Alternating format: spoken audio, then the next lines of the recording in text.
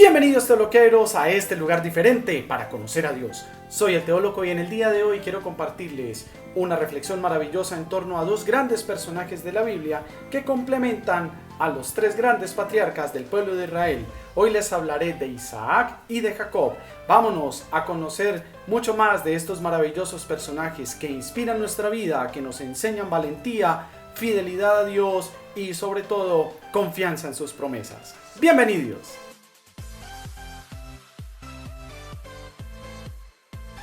El primer patriarca del que quiero hablarles se llama Isaac, y su nombre proviene de una expresión hebrea que dice el que hará reír.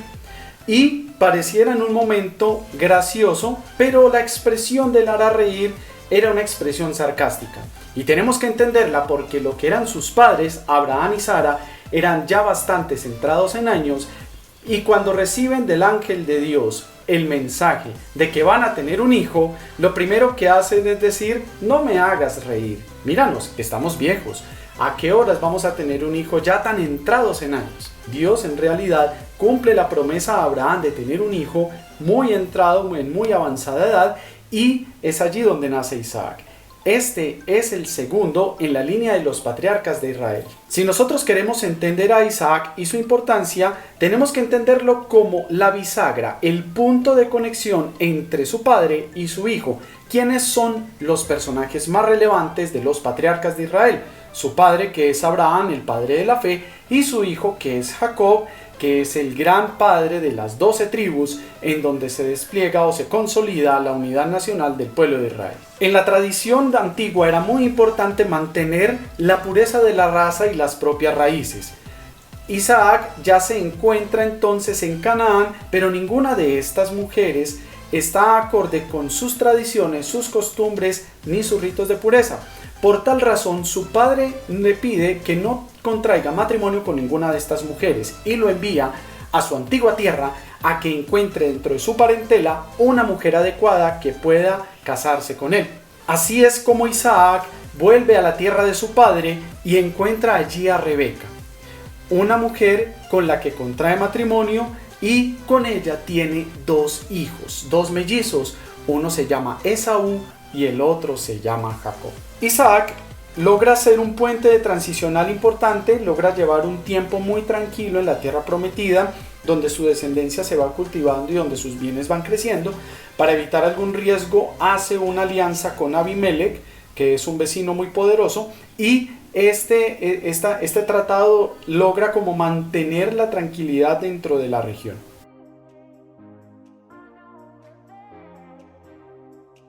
Vamos a ver en el nacimiento de sus dos hijos dos tendencias claramente definidas. La primera es su hijo mayor Esaú, que tiene como característica ser un hombre cazador, velludo, fuerte, era más dado a la rudeza y era un hombre de campo. Por otro lado vemos a su hijo Jacob, quien es un chico más de casa, es más tranquilo y más cercano a su madre y a su familia. Estas dos diferencias nos van a mostrar no solamente dos características de personas, sino que nos van a mostrar dos características de razas y cómo a nivel histórico estas dos razas generan una pugna y al mismo tiempo una jerarquía entre ellas. Primero, hay que darse cuenta que en el relato se nos menciona que la lucha de Esaú con Jacob viene desde el vientre. Ellos dos combaten y decía, o lo que se narra en los relatos, era que Rebeca sentía las patadas, los movimientos de sus hijos como si estuvieran en combate. Cuando llega la hora de dar a luz, nace primero Esaú, pero quien va agarrado de su talón es su hermano. Y esto muestra, por las traducciones, que el nombre de Jacob puede provenir de dos fuentes, como son: el que viene agarrado del talón tomará por el talón a su hermano, o aquel que le habrá robado la bendición. Pero eso lo veremos más adelante. Esta lucha desde el vientre nos va a mostrar algo que a nivel histórico se va a consolidar, y es que el menor será el señor del mayor. Y veremos cómo la lucha entre los edomitas, que será la futura población que nace de Esaú, está sometida o está subyugada, está subordinada a los judíos, que son entonces la cultura que proviene de Jacob. Entonces, hay que darse cuenta de este elemento para comprender cómo había cierta dificultad entre estas dos regiones, una situada al sur de la otra. Para completarlo más claramente, está la región de Judá, o la región pues de los israelitas, en la zona que conocemos como la Tierra Prometida o la Palestina, y hacia el sur de esa región encontramos a los edomitas, marginados precisamente porque la bendición la recibió su hermano Jacob. Entonces Esaú tuvo que hacer su patria en un lugar diferente, un lugar más solo, un lugar más desértico, un lugar más difícil, y que está al sur de la tierra de Israel.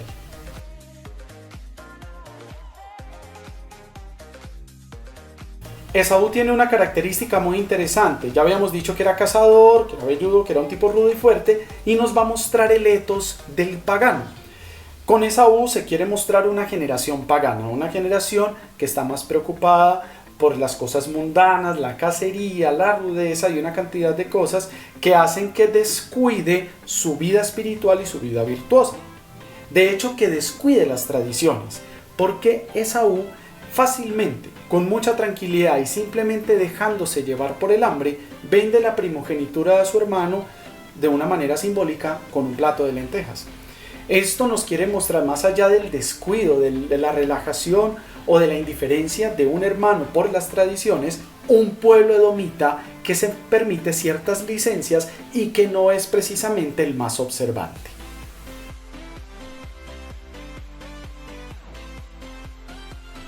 Por su parte, tenemos a Jacob, un chico cocinero, un chico casero, un chico tranquilo, que nos muestra una gran astucia, y con esto nos quiere mostrar un pueblo judío que es observante, que es tradicional, que es de casa, que es el favorito, que es un privilegiado, y al mismo tiempo tiene esa astucia, esa argucia que hace que se gane la bendición. Esta astucia es bien vista, es de alguna manera una picardía, una viveza que pondera muy bien el Antiguo Testamento para un pueblo judío que ha sido elegido por Dios. Entonces vemos claramente los dos contrastes, la ingenuidad y el descuido de un Esaú frente a la observancia de la ley, y la astucia y la tradición que mantiene Jacob y que refleja un pueblo judío que es observante de la ley de Dios. Cuando Esaú vende la primogenitura, los textos relatan que lo hace simplemente intercambiado por un plato de lentejas. Llega de una cacería, tiene mucha hambre, y lo que hace su hermano Jacob astutamente, que era muy buen cocinero, era prepararle un rico guiso de lentejas y decirle, y de alguna manera, como decimos en Colombia, torearlo, como antojarlo, y de esta forma llevarlo a que dé un precio, o a que astutamente obtenga algo por obtener este plato. Entonces Jacob, de una manera astuta, le dice: pues véndeme tu primogenitura, véndeme la bendición de mi padre, véndeme la postura importante que tiene para la cultura ser el primogénito por este plato de lentejas. Sacia tu hambre y yo tengo mi privilegio. Esaú, de una manera muy relajada, muy tranquila, muy descomplicada, rechaza la bendición y la tradición, aceptando de una manera ligera cambiar algo tan importante para la cultura por algo tan ínfimo como un plato de comida. Ahora, si miramos al personaje de Jacob, al segundo hijo de Isaac, nos damos cuenta que su nombre, según los estudiosos, proviene de dos posibles fuentes. La primera es que provenga de ese talón que agarró de su hermano a la hora de nacer, ¿sí? O también que provenga del suplantador. Y se habla de suplantador porque en la historia Jacob astutamente, cuando llega al final de los días de su padre Isaac, decide arrebatarle a su hermano la bendición de su padre para ser el dueño y señor de la tierra, de la familia, de los ganados y de todas las posesiones de Isaac, y al mismo tiempo contar con Dios para sí, para ser señor de la tierra. Entonces, esta suplantación se da de la siguiente manera. Esaú sale a cazar porque su padre le pide que ha llegado su hora de morir, y le pide que le traiga algo bien delicioso para que le preparen antes de morir. En el momento en el que Esaú va a hacer la cacería, su madre llama a Jacob y le dice astutamente: hijo, aprovecha que tu hermano está fuera y tú, que eres mi favorito, quiero que tengas la bendición de tu padre. De esa manera, Jacob astutamente prepara todo para complacer a su papá, utiliza una piel de oveja que se pone en los brazos para simular lo velludo de su hermano y de esa forma logra suplantar a su hermano Esaú y recibir la bendición para él. Cuando llega Esaú a pedir la bendición y a decir ¿por qué me engañaste? Y a reclamar, simplemente la respuesta de su padre es: mi bendición era para uno solo y tu hermano se ha anticipado. Jacob entonces, al tener la bendición de su padre, pasa a ser el señor y el dueño de las tierras. Por tal motivo, Esaú es enviado fuera y tiene que hacer su vida, su generación, su cultura, su pueblo aparte. Jacob entonces, dueño de la tierra, va de nuevo a la tierra de su abuelo, como lo hizo su padre, a buscar una mujer adecuada. Allí sirve a Labán, uno de sus tíos o familiares lejanos, al cual decide servirle por más de 7 años por una de sus hijas de la cual está enamorado. Pero resulta que esta hija de la cual está enamorado es la segunda hija, no es la mayor. Entonces la costumbre indica que se entrega primero la mujer mayor, la primera mujer, y después se entregan la menor. Entonces es engañado por su tío y le recibe como paga, por decirlo así, a su tiempo de servidumbre, la primera de las hijas de Labán. Después de eso, él reclama en matrimonio a su otra hija y también la recibe, sirve otros 7 años más por ella y de esta manera queda con 2 esposas y como cada una de ellas tenía su esclava, con 2 esclavas. De esta forma tiene 4 mujeres que le dan 13 hijos.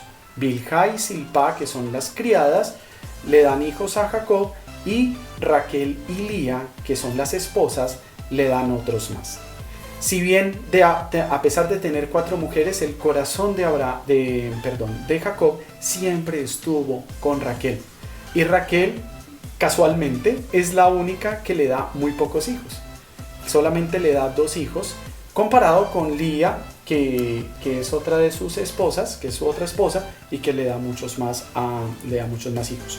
Entonces, es mostrar cómo a través de estos hijos lo que hace Jacob es repartir las tierras y lograr una consolidación regional y tribal. Es muy importante entender esto porque los hijos reciben la tierra no solamente para empoderarse de ella, la reciben primero para dar orden, segundo para consolidar un legado. Tercero, una de las tribus se dedica exclusivamente a ser sacerdotal y no recibe un terreno propio, sino que está dispersada por toda la región cumpliendo la función sacerdotal. De esta manera el pueblo se consolida y los 12 hijos de Jacob consolidan o conforman las 12 tribus de aquel que se llamará Israel.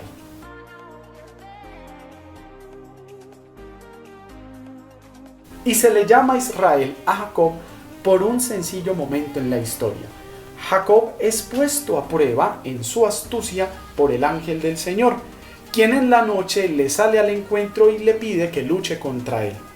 Jacob era un hombre muy diestro, bastante hábil para la guerra, y lo que logró con su astucia fue reducir físicamente en la lucha a este ángel.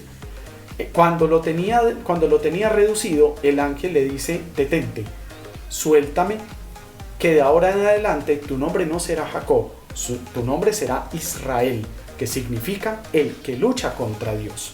Y desde allí la fama de Israel se consolidó como alguien valiente, alguien fuerte y sobre todo como alguien fuerte para la guerra. Entonces, este carácter de Israel se despliega a toda su región como una región luchadora, como una región férrea, que fue capaz de luchar contra Dios. Es tal su valentía, tal su fidelidad y tal su arrojo, que hasta contra Dios lucha. Esto nos quiere mostrar que las tribus de Israel terminan consolidándose en una tierra gracias a sus patriarcas, gracias a Abraham, a Isaac y a Jacob. Y comprender la importancia de estos 3 hombres para la historia bíblica, para la historia del pueblo, nos va dando luces de hacia dónde va nuestra fe. Por eso recordemos la importancia de ser un patriarca en el mundo de hoy. No es precisamente una concepción como la tiene acunada el feminismo, sino que tiene matices muy diferentes desde la teología cristiana. El patriarca es aquel que es temeroso de Dios, que logra y consigue inspirar una autoridad, que es una persona que es padre de muchos y da vida, Y nosotros estamos llamados a dar vida, no multiplicándonos como conejos, pero sí dándole vida a las personas que se nos acercan, siendo personas que somos capaces de vitalizar los espacios en los que vivimos, que somos personas temerosas de Dios, que inspiramos autoridad, no imposición, que cuando las personas nos vean, nos crean y las convenzamos por el solo hecho de que hablamos con coherencia, con claridad. Eso hicieron estos grandes hombres y de hecho lo pueden hacer también las grandes mujeres del mundo de hoy. Ya no va en un género u otro, simplemente va en el deseo que tú y yo como cristianos, como cristianas, podamos vivir coherentemente nuestra vida para ser grandes patriarcas o matriarcas hoy. Hemos llegado al final de este video, no olvides darle like y suscribirte. Y recuerda que las cosas buenas merecen ser siempre compartidas, así que comparte con todos tus amigos, tu familia, con el perro y con el gato este video que les puede enseñar mucho para la vida y sobre todo para la fe. Y así, sin más ni menos, hasta pronto teoloqueros. Dios los bendiga.